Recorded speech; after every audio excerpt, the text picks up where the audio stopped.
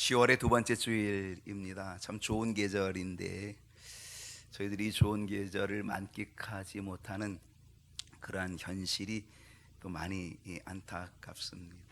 어떤 분이 저한테 카톡으로 목사님 단풍 많이 또 간풍 예쁘게 드는 것 같아요 뭐 이렇게 나한테도 카톡을 보내주시는데 무슨 사인인지는 제가 알겠지만 아무튼 상황이 이렇게 녹록하지 않은 그러한 상황이 되어버렸습니다. 오늘 10월 둘째 주일도 변함없이 주예전에 나와 예배하는 사랑하는 우리 모든 성도님들, 그리고 또 온라인으로 또 함께 이 예배에 동참하고 있는 모든 식구들 주님의 이름으로 환영하고 축복합니다. 주님의 크신 은혜가 여러분의 삶 속에 더욱 풍성하기를 주님의 이름으로 축원합니다. 오늘 함께 나누는 말씀은 하나님께서 쓰시는 사람이라고 하는 주제입니다. 하나님께서 쓰시는 사람. 현대를 가리켜서 이런 말을 합니다. 풍요 속에 빈곤이다 라고 얘기합니다. 풍요 속의 빈곤. 참 이상하지요? 풍요로워요, 넉넉해요, 많아요, 그런데 빈곤하다 라고 하는 겁니다. 요즘 그것이 맞죠. 너무 풍성해서 좋긴 한데 근데 거기서 빈곤함을 우리가 느끼고 있다라는 것입니다. 어떤 빈곤함을 느낄까? 믿음의 빈곤입니다. 서로의 마음이 닫혀 있고 서로가 신뢰하지 못하는 불신의 시대 속에서 우리는 살아가고 있다는 것입니다. 아파트 앞집에 누가 사는지 아십니까? 아파트 옆집에 누가 사는지 아십니까? 아래 위층은 누가 살고 있는지 아십니까? 저도 모릅니다. 만나기도 어렵고요. 또 만난들 그냥 끄떡하고 그냥 들어가면 끝이고요. 그 문이 꿍 닫히면은 철커덕하고 자동으로 닫히고요. 비밀번호도 복잡합니다. 문 열고 들어가기 어렵습니다. 초인종 누르는 것도 이것도 쉬운 일이 아닙니다. 정말 이 시대 속에 꽉 닫혀진 이 시대 속에서 우리가 지금 살고 있다라고 하는 것입니다. 여러분, 서로 간의 믿음의 불신의 시대 속에 있을 뿐 아니라 우리는 하나님께 대한 신앙도 빈곤해지고 있지는 않습니까? 교회 얼마나 많아요. 정말 교회 많습니다. 여러분, 말씀도 얼마나 많아요. 책도 얼마나 많습니까? SNS로 넘쳐나는 설교들 많아요. 요즘은 TV도요 기독교 방송이 몇 군데나 돼요. 그래가지고 기독교 방송 TV로 보려면 얼마든지 볼 수 있어요. 거기다가 유튜브 시대 아닙니까? 여러분, 유튜브 설교 말씀 찾아서 보려면요 뭐 전 세계적인 유명한 모든 사람들의 설교를 다 들을 수 있는 그런 홍수를 이루고 있는 이 시대, 말씀의 홍수 이루고 있는 이 시대. 근데 여러분 어떻습니까? 여러분, 우리의 믿음 풍요롭습니까? 빈곤하지 않습니까? 무슨 빈곤일까요? 진실의 빈곤입니다. 선한 양심이 아니라 화인 맞은 양심을 가지고 적당히 속이며 살아간다는 거잖아요. 여러분, 적당히 속이며 살아가는 것, 이걸 사람들은 현명하다 그래요. 적당히 속이며 살아가는 것, 이거를 일명 지혜롭다고 얘기를 해요. 이것은 바로 진실의 빈곤 아니겠습니까? 그러나 무엇보다도 빈곤한 것은요 인물의 빈곤 아닐까 생각합니다. 인물의 빈곤. 사람이 없어요. 하나님께서 쓰실 만한 사람이 없어요. 헬라의 철인 디오게네스는 대낮에 등불을 켜고 사람을 찾았다고 합니다. 여러분, 대낮에 등불이 소용 있어요? 햇빛이 얼마나 강합니까? 그러니까 등불이 필요 없어요. 사실은 자동차 헤드라이트를요 다 켜도요 낮에는 햇빛이 워낙 강해서 아무짝에도 쓸모없어요. 그렇게 강한 불빛도.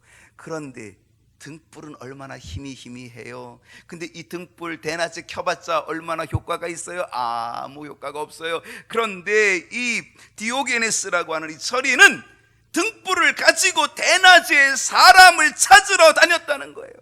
무엇을 의미합니까? 사람이 없다는 거죠. 사람이 없다. 인물의 빈곤 아니겠습니까? 오늘날 사람들 얼마나 많습니까? 세계 인구가 80억 가까이 되는데 여러분, 그 중에 얼마나 하나님이 불러서 쓸 수 있는 사람 될 수 있을까요? 나는 과연 하나님이 불러서 쓸 수 있는 사람이 될 수 있을까? 오늘 이 시간 우리가 깊이 생각해 보십시다. 여러분, 하나님께서 부르시는 사람은 누굴까요? 사실요, 하나님이 부르시면은요, 직업이 관계없어요. 모세의 직업이 뭐였어요? 모세는 양치기였어요. 이드로의 집에 미디안 광야에서 이드로를 만나가지고 거기서 40년 동안 양을 치는 양치기였어요. 여러분, 양치기의 직업이 그 당시 그렇게 높은 좋은 직업은 아니었을 거예요. 하찮은 직업이었을 수도 있지요. 베드로의 직업은 뭐예요? 어부예요. 고기 잡는 어부. 그의 직업이 그렇게 내세울 만한 직업은 아닐 거예요. 바울은 뭐 하는 사람이었습니까? 바울은 학자였습니다. 율법학자 가말리엘, 그 당시 최고의 학문, 지식인이죠. 최고의 학문을 배운 사람이 바울이었습니다. 다 쓰임받습니다. 여러분, 하나님께서는 직업을 보고 그 사람을 쓰시는 게 아닙니다. 직업에 관계없이 하나님이 사용한다는 것을 이미 보여주고 계시고 있다라고 하는 사실입니다. 하나님의 부르심에는요, 직업뿐 아니라 나이에도 관계가 없습니다. 나이 핑계하지 않았으면 좋겠습니다. 모세는 하나님이 몇 살에 불렀어요? 80살에. 여기 80살 되신 분도 아마 있을 겁니다. 걱정하지 마세요. 모세는 80에 40년 동안 하나님의 부르심 속에 사용됐다는 거잖아요. 그러니까 여러분, 나이에 여러분 위축되지 마십시오. 나이에 걱정하지 마십시오. 모세는 80에 쓰임 받았다라고 하는 것이. 아브라함은요 75세에 부름 받았습니다. 그리고 25년을 기다려서 100세의 약속의 아들 이삭을 얻었습니다. 아브라함에게는 100세부터 시작하는 거죠. 아브라함이 이삭을 낳는 그때부터 또 멋지게 시작하는 것 아니겠습니까?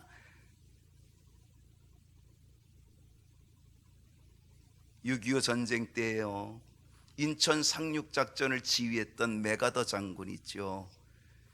메가더 장군 군인 아닙니까? 군인. 그의 나이가 얼마나 됐을까요? 여러분, 전쟁터에 나가는 군인들의 나이는 20대, 30대, 장교급은 40대 이렇게 되겠지요. 메가더 장군의 나이가 인천 상륙작전을 지휘할 때 그때의 나이가 고히 70살이었습니다. 그 당시 수명을 훨씬 뛰어넘는 나이. 바로 이 70세 때 이 전쟁에 참여하여서 인천 상륙작전을 일으켜냈던, 성공적으로 일으켰던 사람 메가더 장군입니다. 여러분, 나이 관계없습니다. 하나님의 부르심에는, 하나님의 쓰심에는 나이 관계없다, 그런 얘기입니다. 목사로서 안타까운 거는요, 결혼하기 전까지는 교회 학교 교사 일도 얼마나 잘하는지 몰라요. 결혼하기 전까지는 성가대 찬양대도 잘하고 봉사도 잘해요. 근데 결혼만 딱 하면 은퇴해요. 결혼과 동시 은퇴.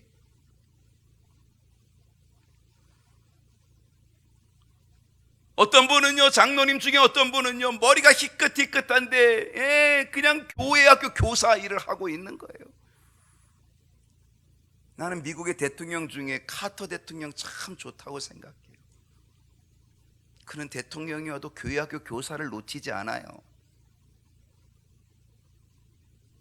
교회에서 아이들을 가르치는 교회 학교 교사, 그게 훨씬 더 그에게는 중요한 거예요. 멋지잖아요.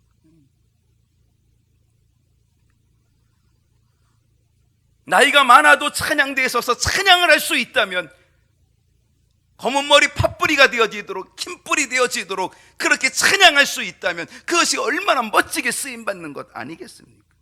나이 문제 될 거 없다는 거죠.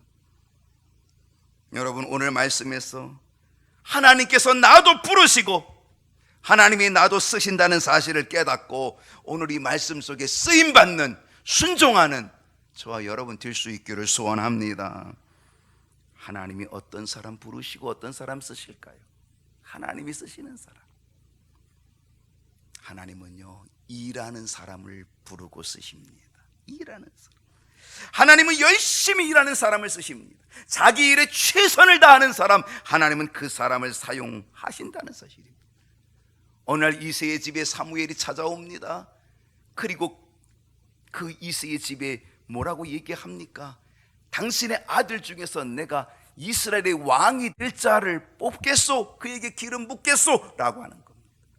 그 집에 난리가 났습니다. 그 모든 이새의 아들들이, 그 형제들이 다 지금 무장하고 있습니다. 뭐로? 잘 보이려고.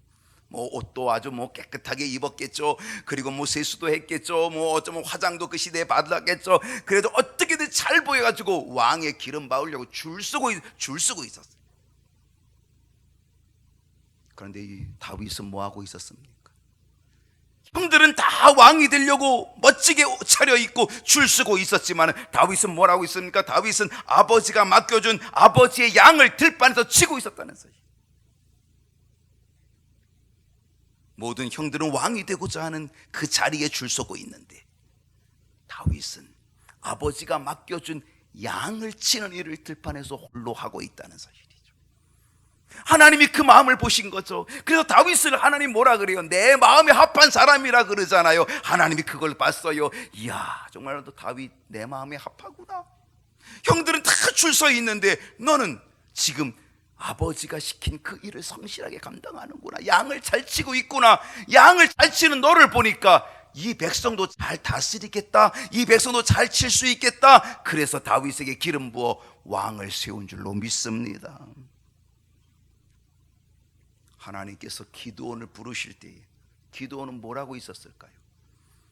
기드온의 300용사 아시지요? 미디안의 10만 대군과 싸워서 승리한 기드온이 하나님의 부름받을 때 기드온은요 숨어서 뭐하고 있었냐? 포도주 틀에 밀을 타작하고 있었습니다. 놀지 않았어요. 포도주 틀에다가 밀을 타작하고 있는 그 열심히 자기의 일을 하고 있는 그 중에 하나님께서 기드온을 부르셔서 사용하여 주셨다는 거예요. 엘리사 선지자는요 어떤 때 부름 받습니까? 12결이 소를 가지고 12결이 소, 엄청난 소죠. 그 12결이 소를 가지고 밭을 갈고 있을 때 하나님께서 엘리사 선지자를 불러서 하나님의 종으로 사용하셨다는 사실이죠. 베드로는 언제 부름 받습니까? 베드로는요 고기잡이 할 때 부름 받습니다. 그는 어부로서 충성을 다하고 어부로서 성실하게 일을 하면서 고기 잡고 그 고기 잡은 그걸 가지고 뒤처리하면서 그물을 씻고 있을 때 주님께서 야 고기 잡는 것보다 이제 사람 잡자, 고기는 사람 낳는 어부 되자. 그래서 주님께서 베드로를 불러서 쓰신 줄로 믿습니다. 하나님은요 자신의 일에 최선을 다하는 사람, 자신의 일에 열심을 다하는 사람, 충실한 사람, 성실한 사람, 충성된 사람, 하나님께서 그 사람을 부르고 하나님이 그 사람을 쓰신다, 그런 얘기입니다. 그러므로 우리는 어떤 사람 돼야 돼요? 일하는 사람 돼야 돼요. 일하는 사람. 여러분 일할 때 성장합니다. 여러분 일할 때에 건강이 옵니다. 예. 여러분 건강을 핑계대서 일 못하는 일 없어야 합니다. 오히려 건강을 되찾기 위해서 우리는 일해야 된다, 그런 얘기입니다. 교회 봉사 마찬가지입니다. 봉사할 때 믿음도 자랍니다. 봉사할 때의 건강도 얻을 수 있습니다. 동의보감의 저자 허준의 이야기에 보게 되면요 이 허준이 어이가 되죠. 왕을 돌보는 이게 대단한 거지요. 어이가 되었을 때에 인정받잖아요. 그때의 그 나라의 정승들이 뭐 내노라는 고관들이 자기 자녀들을 허준에게 맡겨요. 왜 맡기는지 아세요? 내 아이들을 좀 건강하게 좀 해달라고 허준에게 자기 자녀들을 맡깁니다. 그리고 이 부모들이 몰래 와서 보는 거예요. 어떻게 자기 아이들이 건강하게 잘 관리하는지를 몰래 와서 보는데, 어느 날 딱 와서 보는데 깜짝 놀라요. 왜냐하면 자기 아이들이, 그 고관의 그 정승의 아이들이 뭐를 하고 있냐? 도끼를 가지고 장작을 패고 있는 거예요. 부모들이 기절초풍하는 거죠. 깜짝 놀라는 거죠. 아니, 저 장작 패는 거는 저 쌍놈들이 하는 거고, 저 장작 패는 거는 저 하인들이 해야 되지. 아니, 우리의 자녀들이, 그 귀한 자녀들이 어떻게 이런 걸 하냐고 막 허준한테 항의하고 따지지요. 그때 허준이 얘기합니다. 이 자녀들은 너무 많은 걸 먹어서 비대해져 가지고, 그래서 여기에다가 제가 보약을 주면 이 아이들은 오히려 죽습니다. 이 아이들의 보약은 일해서 찾아야 합니다. 일하여서 건강을 되찾는 겁니다. 이게 바로 이 아이들의 보약입니다. 그랬다는 거죠. 우리 경인교회 식구들 모두 다 일하는 사람 되십시다. 성실한 사람, 충성된 사람, 내게 맡겨진 일에 최선을 다하는 사람, 그래서 건강도 되찾는 은혜가 있기를 소원합니다. 일하는 데는 원리가 있습니다. 어떤 원리가 있냐? 사명으로 일해야 합니다. 사명. 여러분, 사업을 해도요, 그냥 목구멍에 풀칠하겠다라고 생각하고 사업하면 안 됩니다. 사업을 해도 아무리 작은 걸 시작을 한다 할지라도 생계 유지만을 위해서 일하는 것이 아니라, 내가 이 사업을 가지고 내가 이 사회에 공헌하리라, 내가 이 사업을 가지고 다른 사람에게 유익을 주리라 라고 하는 사명을 가지고 하면 그게 보람된 거죠. 마찬가지입니다. 주님의 일도요, 역시 사명으로 해야 된다. 사명. 또 보람을 느끼면서 일해야 합니다. 일에 보람이 없으면 짜증납니다. 일에 보람이 없으면 힘듭니다. 일에 보람이 없으면요, 금방 지쳐버리고 맙니다. 남자분들은 군대 다 갔다 오셨잖아요. 군대 가면요, 군가를 가르쳐줘요. 진짜 사나이, 뭐 멋진 사나이, 군가를 합니다. 그 중에 군가 중에 이런 군가 있어요. 보람찬 하루 일을 끝마치고서 두 다리 쭉 펴면 고향의 안방. 무슨 고향의 안방이야, 군대가. 근데 그 노래가 있어요. 그거 언제 부르는지 아세요? 이제 일과가 딱 끝나고 돌아오면서 그걸 부르요. 그 군가를 불러요. 보람찬 하루 일을 끝마치고서. 사실 보람차지 않아요. 고생징탕해요. 그거 하고 이제 그 노래 부르는데, 그래도 그 노래 부를 때 신나요. 왜 신나냐? 그 하루의 고생이 다 끝나서 신나고, 또 신나는 이유는 저녁밥 먹을 때가 됐어요. 그래서 신나게 부르는 거죠. 어쨌든 우리는요, 정말 이것이 우리의 삶 속에 그렇게 불려져야 된다고 생각합니다. 보람찬 하루 일을 끝마치고서 두 다리 쭉 펴면 고향의 안방. 이것이 오늘 우리에게 돼야 되지 않겠습니까? 우리는 우리의 일에 보람이 있어야 합니다. 사람들은요, 산에 가서 뭔 보람을 찾아요? 내가 이 산을 정복했다, 그 보람을 찾아요. 그래가지고 거기다가 뭐 새겨놔요. 뭐 돌에다도 새겨놓고 나무에다 새겨놓고 내가 다녀갔다라고 하는 어떤 흔적을 남기고 뭔가 거기 산에 다녀갔다는 보람을 찾아요. 요즘은 다 사진 찍죠. 내가 여기 갔다 왔다 갔어. 사진 다 찍고 그거하고 또 광고하죠. PR하죠. 나 거기 갔다 왔어. 이렇게 그러면서 보람을 찾아요. 요즘은 식당이나 카페에 가면은 뭐 낙서판도 있어요. 그래도 거기서 내가 어디를 다녀갔다 왔다 갔다 하는 그러한 것을 흔적을 남기면서 또 거기에 대한 보람도 찾아요. 여러분, 인생이 남겨지는 건 보람일 수 있어요. 여러분에게 한 가지 제안한다면, 바위에다 이름 새기고 나무에다 이름 새기고 카페 가서 이름 적어서 내가 여기 왔다 갔다 하는 그 보람보다 정말 우리의 이름이 하나님의 나라의 생명책에 기록되어지는 보람, 오늘 이 보람이 우리에게 있어야 될 줄로 믿습니다. 하나님 앞에 기념될 만한 것, 하나님 앞에 보람될 만한 일들을 하다가 하나님께 부름받는 일이, 그게 정말 보람된 인생 아니겠습니까? 때로 어떤 분은요, 교회를 세우는 일, 그걸 인생의 보람으로 여기는 사람도 있습니다. 때로 어떤 사람들은 선교하는 일, 보람을 갖습니다. 때로 어떤 사람은 정말 특별히 봉사하는 일에, 특별히 섬기는 일에, 영혼을 구원하는 일에 보람을 갖는 사람이 있다는 거죠. 제가 개척할 때에 1990년도 제가 개척을 했는데 최상예 집사님이라고 참 가난했어요. 아주 남편이 무능하니까, 정말 남편이 무능하니까 아내가 고생이야. 근데 그 무능한 남편은 맨날 탱탱 놀고, 이 아내는 나가서 죽어라고 일해서 남편을 봉양하고 있더라고요. 거꾸로 살더라고요. 근데 믿음이 너무 좋아요. 기도도 많이 하고 믿음도 참 좋은, 아주 마음씨가 좋은 이 집사님입니다. 이 집사님이 늘 마음에 부담이 있어요. 내가 이 교회 청소하고 싶은데 이 부담이 있는 거예요. 근데 어느 날 이 집사님이 청소를 하기 시작을 하는 거예요. 새벽같이 나가서 일하고 저녁이 돼가지고 이제 늦게 돌아오잖아요. 시간이 없어요. 청소할 시간이 없어요.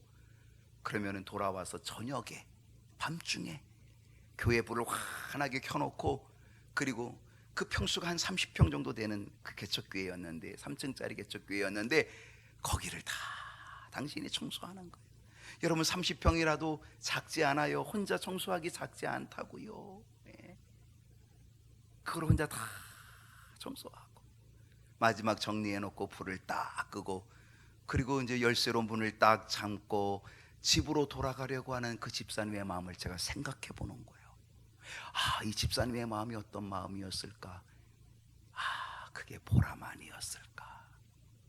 육신은 힘들지만 참 보람찬 하루였다, 이런 마음이 들지 않았을까? 하나님은 일하는 자에게 은혜를 주십니다. 하나님은 일하는 자에게 복을 주십니다. 오늘 우리들 하나님 앞에 쓰임받기 위하여서 일하는 성도들, 일하는 식구들 될 수 있기를 소원합니다.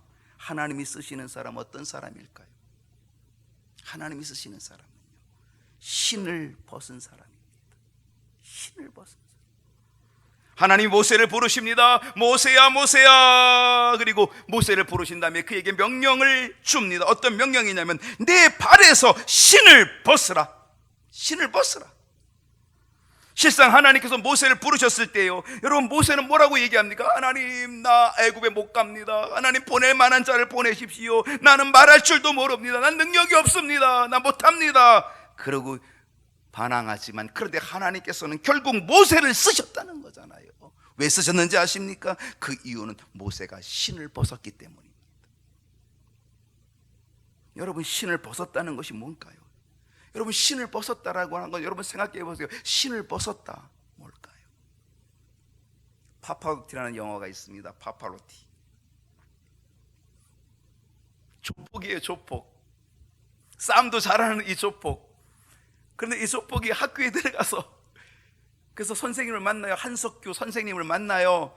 그 선생님이 뭐예요? 음악 선생님이에요. 그러다가 그 아이가 이 노래를 잘해요. 이 조폭인 아이가 노래를 잘해요. 그래서 그를 키워주죠. 아주 우여곡절 끝에 그를 키워내기 시작을 합니다. 아주 그 우여곡절 끝에 결국은 이제 그 마지막 부분에 이 선생님이 이 아이를 이태리로 유학을 보내는 거예요. 성악 공부를 위해서 이태리로 유학을 보낼 때에 그 공항에서 그 아이를 데리고 다 어깨를 도둑거리면서 그에게 얘기합니다. 야, 너 비행기 탈 때는 제일 처음 타야 된다. 그래야지 먹을 것 많이 얻을 수 있다. 그거 먹을 거 잘 준다. 그러니까 그거 먼저 받으려면 너 제일 먼저 타야 돼. 그러면서 뭐라고 얘기하냐면, 너 꼭 알아야 돼. 너 비행기 탈 때 신발 벗는 거 알지? 선생님을 쳐다보니, 이거 제가 모를까봐 그래요. 얘는 비행기 처음 타보니까 모르는 거죠. 그러니까 그래도 과시하느라고, 제가 그것도 모를까봐 그래요. 그리고 진짜 제일 먼저 딱 비행기를 타요. 비행기 이제 타는데 갔어요. 그래가지고 승무원이 딱 거기 입구에 있잖아요. 사람들이 뒤에 줄 서 있잖아요, 하나하나. 그래 딱 들어가려고 하는데 얘가 신발을 딱 벗고 들어가는 거죠. 그때의 승무원들의 놀란 표정, 거기 뒤에서 있는 사람들의 그 놀란 표정, 이거를 봤던 이 조폭의 아이가 어떤 모습을 가졌을까? 만약에 여러분이 그 상황이었다면, 내가 지금 신발을 벗고 비행기를 타고 있는데 모든 사람들이 나를 지켜보고 있는 그 상황이었다고 한다면, 여러분 그 상황의 모습 어떤 마음일까요? 신을 벗는 건 바로 그런 마음입니다. 신을 벗었다라고 하는 것은요, 겸손을 의미합니다. 하나님은 겸손한 자를 쓰십니다. 무릎을 꿇고 신을 벗는 겸손한 자를 하나님이 사용하십니다. 우리 주님 예수님은요, 마국간에 그 낮은 곳에 겸손하게 오셨습니다. 그래서 하나님은 그를 만유의 주님으로 만들어 주시는 거죠. 하나님은 교만한 자를 쓰실 수 없습니다. 하나님은 겸손한 자를 사용하십니다. 그러므로 우리는 하나님 앞에 우리의 신을 벗어야 될 줄로 믿습니다. 여러분, 신을 벗는다는 건 뭘 의미합니까? 그것은 자기의 권리를 다 포기하겠다는 거예요. 나의 권리를 다 포기하겠다. 여러분, 룻기를 읽어보면요, 이 룻이 나오미의 며느리가 되지 않습니까? 이방 여인, 모함 여인 아니에요? 그런데 이제 이 나오미가 다시 베들레헴으로 돌아올 때 룻이 따라옵니다. 따라와가지고 거기서 시어머니를 봉양하지요. 시아버지도 죽고 자기 남편도 죽고 아무도 없어요. 둘밖에 없어요. 근데 그 시어머니를 봉양하죠. 막 밀을 주워가지고 봉양을 하죠. 그 봉양을 하는데 누구를 만납니까? 보아스를 만나게 되는 거예요. 근데 보아스가 바로 이 나오미 집안의 이 엘리멜렉 이 족속의 기업 물을 자가 되지만 이순이야, 이순이. 기업 물을 자의 1순위, 더 가까운 친족이 있다는 거예요. 그래가지고 더 가까운 1순위 되는 친족에게 이야기합니다. 이 나오미 집안에 이 엘레멜렉 족속의 기업 물을 자가, 당신이 1순위, 나 2순위인데 당신이 물을 거면 당신이 물고, 물지 않으면 내가 묻겠다, 그렇게 얘기하는 거예요. 그랬더니 1순위 그 사람이 뭐라 그래요? 그래, 내가 기업 물을 자가 되겠다라고 했는데 생각해 보니까 손해가 될 것 같아. 그래서 나 안 하겠다 그런 거예요. 그래서 그걸 2순위였던 보아스가 기업 물을 자가 되는 거예요. 그 기업 물을 자가 될 때에 1순위에 있었던 이 사람이 나 포기하겠다라고 하는 그 의미로 뭐를 해요? 신발을 벗어줘요. 신발을 벗어요. 그 신발을 벗는 건 뭐예요? 나의 모든 권리를 다 포기하겠다라고 하는 것이거든요. 그렇습니다. 우리가 하나님 앞에 우리의 신발을 벗는 건 내 권리를 다 포기하겠다는 거예요. 여러분, 내 권리 포기해야 돼요. 내가 어떤 사람인데 이런 거 다 포기해야 된다는 거예요. 어떤 사람은 그래요. 왕년에 왕년 따지는 사람 지금 별 볼 일 없어요. 정말 별 볼 일 없어요. 그래서 왕년 따져요. 왕년에 이거 다 버려야 된다, 이거 포기해야 된다는 사실입니다. 모세는요, 바로의 궁전에서 40년 동안 애굽의 왕자로 있었잖아요. 그 애굽의 왕자로 있었던 모든 학문도 모든 경험도 다 포기하는 신발, 그 신발을 벗는 거죠. 하나님 앞에 신발을 벗는 거죠. 그리고 새로운 자리에 서는 거죠. 그게 신을 벗는 거예요. 내가 가지고 있는 기득권, 내가 가지고 있는 고집을 다 포기하는 거죠. 체면도 포기하고 위신도 포기하는 거죠. 3세기에 순교했던 크리스토퍼는요, 자기의 지은 죄를 속죄하기 위하여서 내가 어떻게 하면 내 지은 죄를 속죄할 수 있을까 고민하다가 자기 집 앞에 있는 냇가, 강인데, 얕은 강인데 냇가, 거기 사람들이 그 냇가를 건널 때에 발에 빠지고 옷이 젖고 그러니까, 그래서 생각하기를 내가 지은 죄를 속죄하기 위하여 내가 봉사해야 되겠는데 어떤 봉사할까? 그러다가 바로 그 강을 업어서 건너주는 일을 하는 거예요. 사람들이 물에 적지 않도록, 그래서 이쪽에서 업어주고 이쪽에 있는 사람 이쪽 건너가면 이쪽으로 업어주고, 업어주는 그러한 일을 통하여 자기의 지은 죄를 속죄해내는 그러한 일을 하게 되는 거죠. 어느 날 나병 환자가 찾아왔어요. 그리고 이 크리스토퍼에게 강을 건너가게 해달라는 거예요. 그 순간에 이 크리스토퍼가 그 나병 환자를 보는 순간에 고민에 빠진 거예요. 내가 저 나병 환자를 업고 가야 되는지 고민에 빠진 거예요. 그 고민에 빠지는 그 순간에 갑자기 그의 마음속에 하나님의 음성이 들려와요. 그의 마음속에, 야,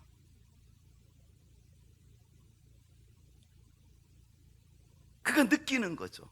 나 같은 죄인을 구원하기 위하여 하늘 영광을 버리시고 세상에서 천한 마국간에 오셔서 침뱉음과 채찍과 모욕을 당하고 그리고 십자가를 지시고 죽으신 그 주님이 나를 위하여 죽으셨는데, 그렇게 모욕을 당하시고 죽으셨는데, 그게 하나님의 음성으로 그의 마음에 콱 자리 잡는 거죠. 크리스토퍼가 등을 내밀어요. 그리고 그 나병 환자를 업었어요. 그리고 그 업고, 그리고 그 냇가의 강에 발을 탁 딛는 순간에 업고 있던 이 나병 환자가 사라져 버려요. 없어져 버려요. 그리고 하늘에서 음성이 들려옵니다.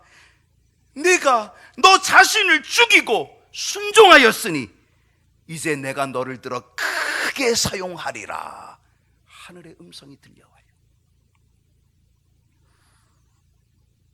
그는 성자가 되어 세인트, 성자가 되어 성 크리스토퍼가 되는 거죠.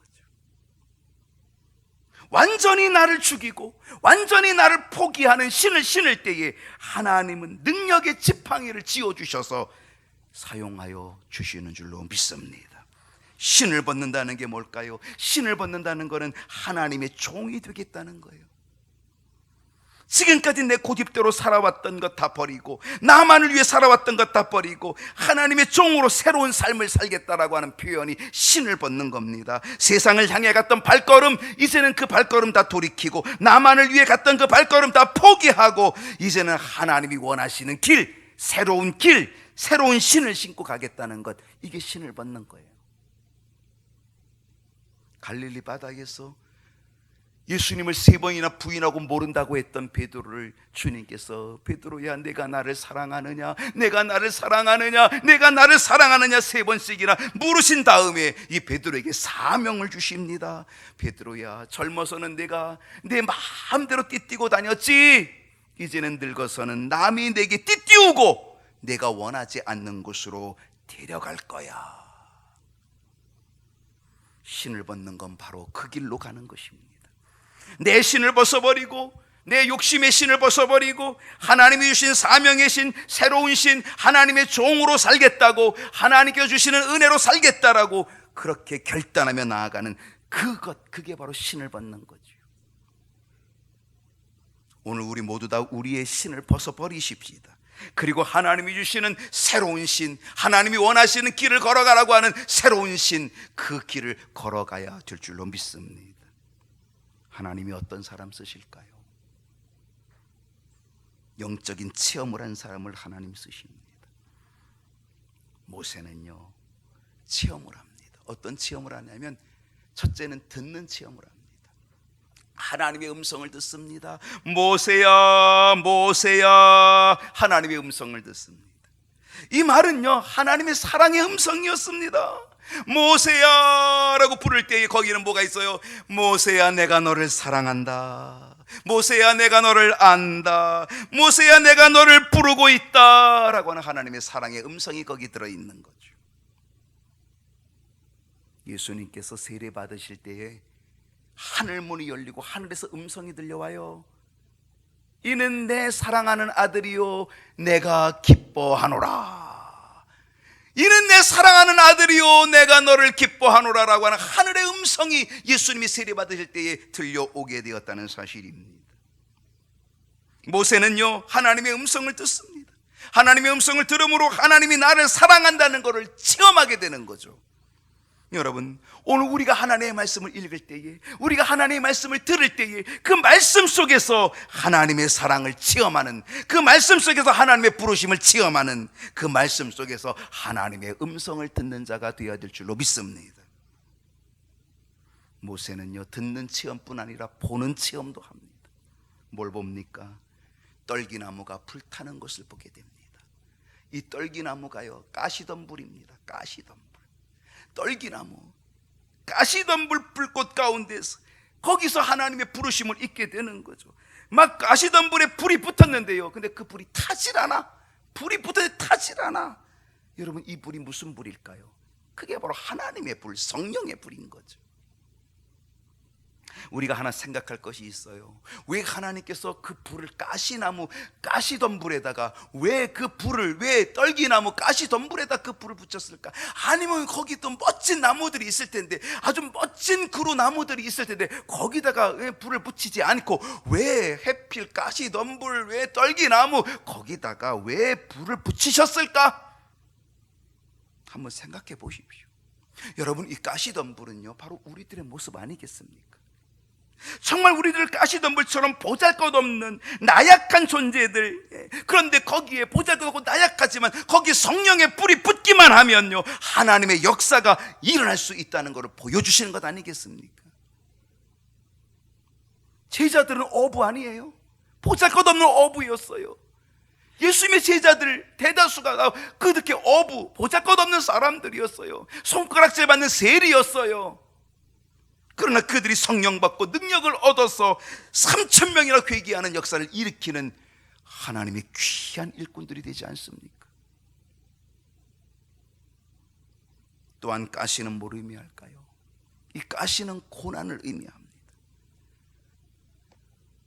새 신을 신고 갈 때에 앞으로 있을 고난, 사명을 가지고 나아갈 때, 그 사명을 이룰 때에 앞으로 있을 어려운 환난들, 고난들, 이걸 상징하고 있지 않겠습니까? 여러분, 우리가 주의 일 감당하려면, 하나님의 쓰임 받으려면 여러분 얼마나 많은 가시들이 우리 앞을 막을까요? 얼마나 가시를 찔리면서 나갈까요? 그러나 두려워하지 마십시오. 왜? 성령의 불이 있을 때에 그 가시를 감당하게 될 줄로 믿습니다. 고난의 가시에 낙심하지 마십시오. 좌절하지 마십시오. 고난의 가시에 넘어지지 마십시오. 코로나19라고 하는 이 가시 속에서도 여러분 좌절하지 말고, 여러분 넘어지지 마십시오. 그 속에 임하시는 하나님의 불꽃, 성령의 불꽃, 하나님의 임재를 경험하는 저와 여러분이 되어야 될 줄로 믿습니다. 하나님이 오늘 우리를 부르십니다. 합당한 자로 우리를 부르십니다. 이제 그 하나님의 부르심 속에 응답하십시다. 주여, 내가 여기 있습니다. 부족하지만 제가 겸손히 신을 벗고 여기 섰습니다. 하나님 앞에 섰습니다. 하나님, 나를 써주시옵소서. 사용해 주시옵소서.